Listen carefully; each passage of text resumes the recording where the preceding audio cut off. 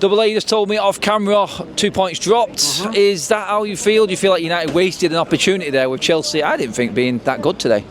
No, I don't think they were good at all. I think, at home, I always feel like United should be in a game and looking to win a game, and I think that's what we should have done today. I think very frustrating in the final third, but that's Manchester United for you. That forward line can't seem to get it right a lot of the time, and again today I think that proved to be the case.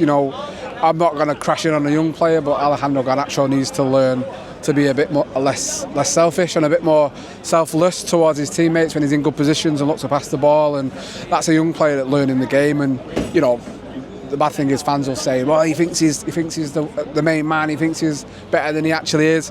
Maybe that might be the case, but I think he's learning the game, and maybe next time he's not doing that in that situation. I think Rasmus had a decent game, won the penalty and stuff like that. Again, I just wish he'd stop wrestling. I genuinely wish he'd stop looking to. And also, when the ball's coming over to him, why is he not looking at the ball and he's running away? Some of the things he does frustrate me. But again, young player, I'm happy to give them time to get better at it.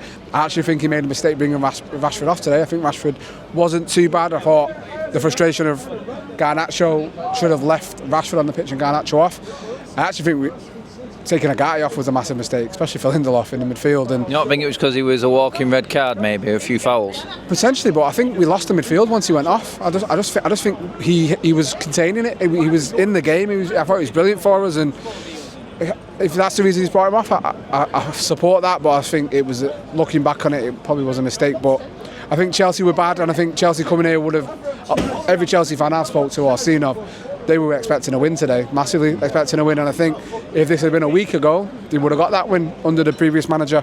I think not a different United, but a United with a bit more vigour, a bit more lease of life about them. We was in the game for the whole game, and frustrating as the first half was, I thought we probably edged it, and with those breakaways in the second half, we really should have been putting them away. And I think I said straight away, obviously sat with Andy, and I was like, we have to score the second goal. We can't allow them back in the game. If we score that second goal, we can take the foot off the brake a little bit and then try and get over the line. As it was, took the foot off the gas, and they went and equalised. I think overall, it is 2 points dropped, but I think it's not a bad result for us. And I think to continue unbeaten run, if we can get these next 2 games out of the way by being unbeaten, Thursday and Sunday, we walk away 4 games unbeaten, mate, which I think with a new manager coming in is brilliant for the confidence, not only for the players but for the fans and the club in general, mate. And I think we look at the positives now rather than look at the negatives. And yes, I said 2 points dropped, and it is one earned, but in the position where we are, we need the 3 points. So I'm happy that I'm walking away frustrated, if that means anything to you. Just about to say that then, just the fact that you're saying you're frustrated there is a positive in a way, isn't it? Because we, like you said 2 weeks ago, wouldn't have expected to get anywhere near this Chelsea side, who have been good this season. Into them positives, the shape. Chelsea had, for me, nothing. Apart from a worldie from Caicedo, mate. Our defence looked good today. Fullback's great. I had Mazraoui as my man of the match alongside Casemiro. But again, now players are actually stepping up. Is that the difference? You said vigour.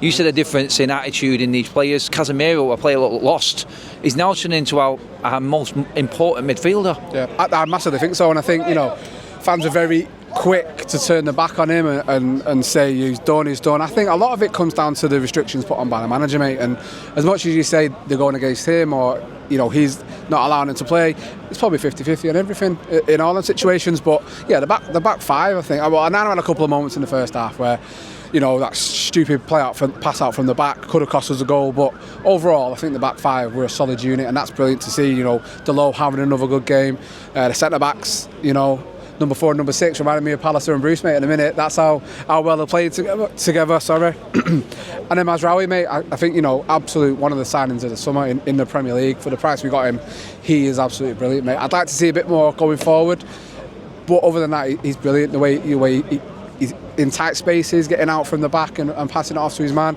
and just defending, he's absolutely brilliant. And I agree with you, he would be my man of the match as well. But I think overall his performance is creeping in now from players that you would say were dead and buried, and I think we have to be happy with the output from these 2 games that we're seeing. It's going to be a long way back, and this manager has to do a lot coming in with a lot of these players, but some of them are showing at least a life and coming back from the dead for me.